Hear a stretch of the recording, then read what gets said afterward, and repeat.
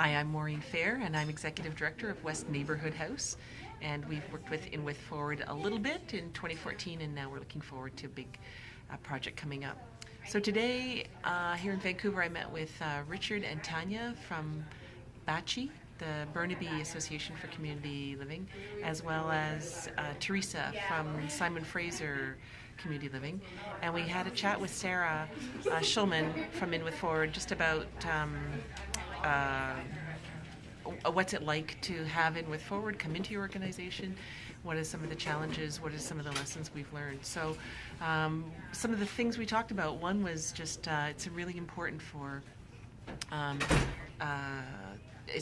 us to get buy-in throughout the organization.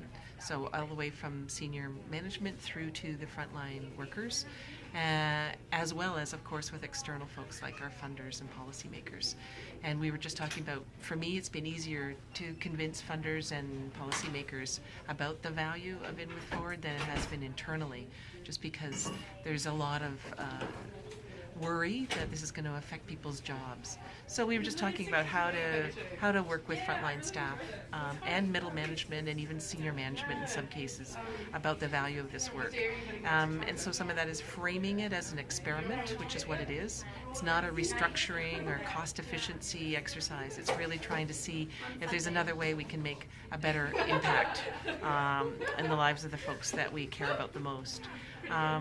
So one of the things we've suggested to Sarah is maybe doing more intensive ethnography with our frontline and middle management and senior management staff at the beginning of the project. So there was a little bit done when In With Forward was with us in 2014, but we think maybe it would be helpful to do more of that before we really get going in the next project. And our colleagues here in Vancouver thought that might really have worked well for them as well. So in hindsight, they think that would have worked better to do more of that ethnography, because then you really get a sense of where people are coming from, what's worrying them, and what are their day-to-day experiences.